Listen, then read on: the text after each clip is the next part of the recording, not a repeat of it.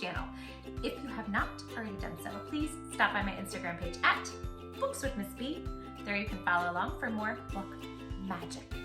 So, if you didn't already know, Miss B's favorite holiday is in fact Halloween, you're right! Yes, and today I'm reading my most favorite Halloween story. But before we get started, I need for you, my sweet human sitting right there, talking to you, I need you to lean in super close. Closer, closer, perfect. And I need you to listen to this one very, oh, so incredibly important thing. And that one thing is that you, my very special friend sitting right there, are absolutely perfect. Just the way you are. True story. So please do not try to be anybody else. Don't do it. Just be you. Got it? Good. Miss B loves you like crazy from the bottom of my heart. Okay, without further ado, let us get started on my most favorite Halloween story. Ready?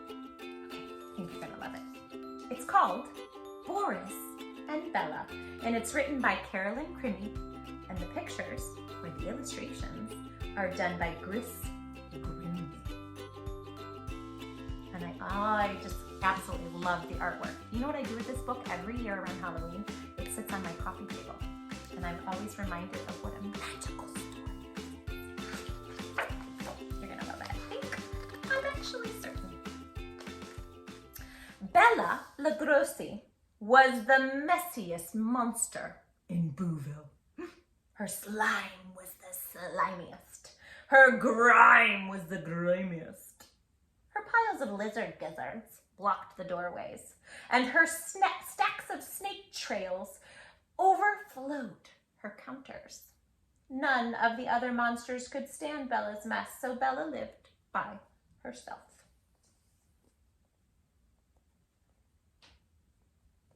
You see all the dirty piles of yuck. Boris Clean It Off was the tidiest monster in Booville. He vacuumed his vampire bats, dusted his spider webs, and polished his pythons daily. No one could stand Boris's persnickety ways. That's a good word. So Boris lived alone.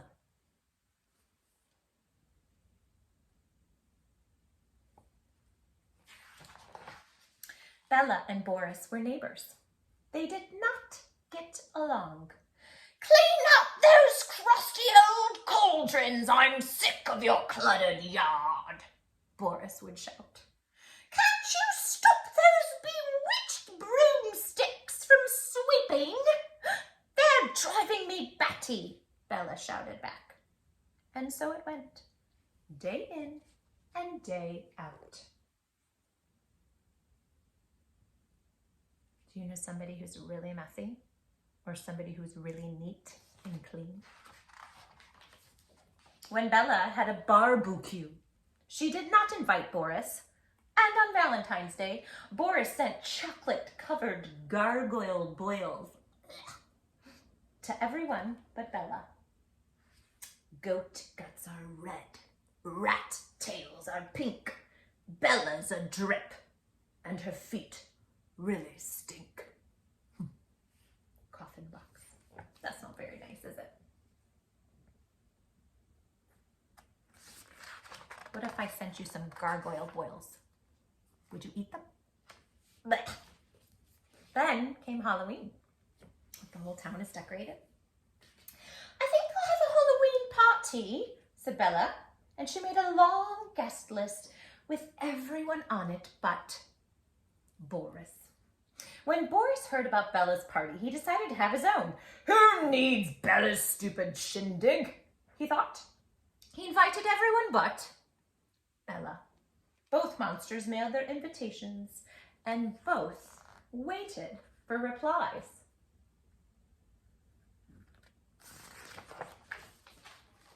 "I'm not coming to your party," Frank Stein said to Bella. "Why not?" Bella shouted. "I'm going to Harry Beasty's party. His dust bunnies don't bite, and he makes great caterpillar cupcakes." Monsters called Bella for the rest of the day. Everyone was going to Harry Beastie's party instead of hers. Meanwhile, more monsters called Boris about his party. "I can't come to your party," said Maury Mummy. "Why not?" Boris demanded. "Well, I'll be at Harry Beastie's party. He doesn't worry about claw marks scuffing the floors."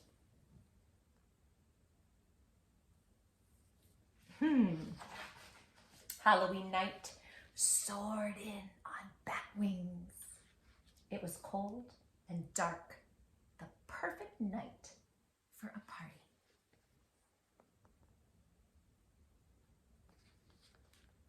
I love this picture.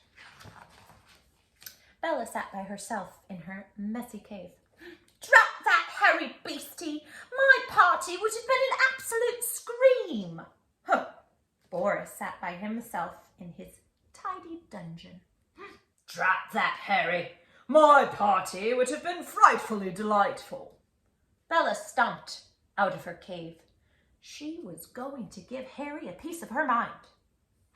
Boris stomped and stormed out of his dungeon. How dare that Harry Beastie ruin everything? "Out of my way," said Bella, and she pushed Boris and tromped into the party, tracking mud all over. "You get out of my way," demanded Boris, and he pushed Bella back and wiped his feet on the mat. How kind and courteous. "Where's Harry?" the monsters yelled. The guests couldn't hear them. They were too busy shrieking and screeching. "Humph," said Bella. "Humph," said Boris.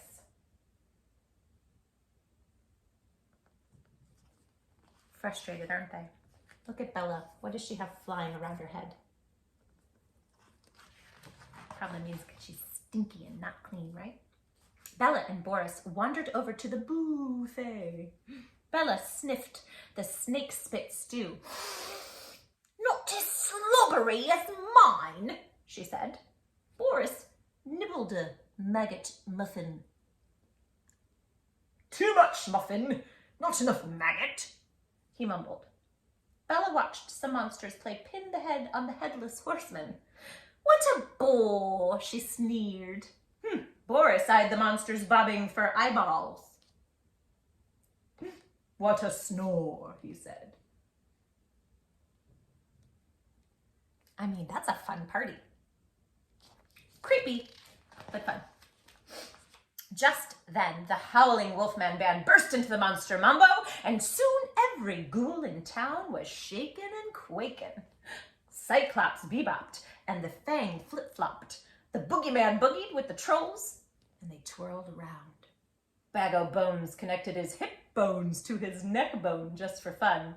Maury Mummy was swinging so hard, he came undone. See if you can find all those monsters. See them all?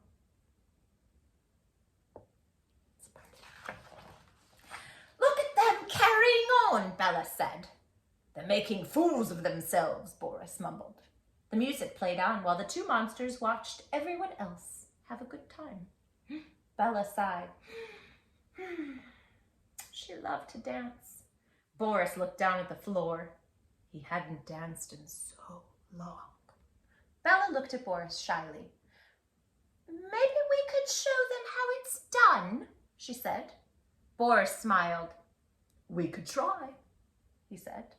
When Bella and Boris came together, they discovered an amazing thing. "You're just the right size," they cried.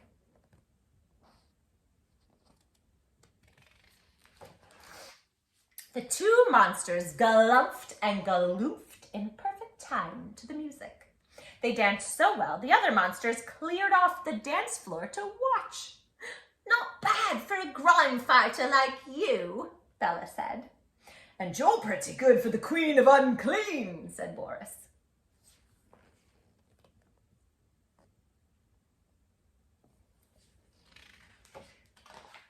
After the dance, they shared a bubbly cup of ghoul drool. When Bella wiped her mouth on her sleeve, Boris didn't say a word. And when Boris cleaned his cup with his handkerchief, Bella didn't tease him. At midnight, everyone lifted their cups and roared. In the corner of the room were the two new friends, grinning at each other with their snaggle-tooth smiles. Happy Halloween, Boris Clean It Off. Happy Halloween to you, Bella Lugosi. From that night on, Bella tried to be a little tidier. And, well, Boris tried to be a little messier. And when Halloween rolled around the next year, they threw the best bash Booville had ever seen. Together. The end. I hope you enjoyed this story, Boris and Bella. If you did like this story, press the like button, subscribe below so you can get more Books with Missby stories every single week. Until next time, I love you all like crazy from the bottom of my heart. I will see you then. Bye. Mwah. Boom. Hi, my Books with Missby friends. I have something very important I want you all to know. Please, always remember this. Remember that it is always Very, very important to love who you are. and don't try to be anybody else. But who you are. Because, in case you didn't know, I'm going to tell you. You are without a doubt in my mind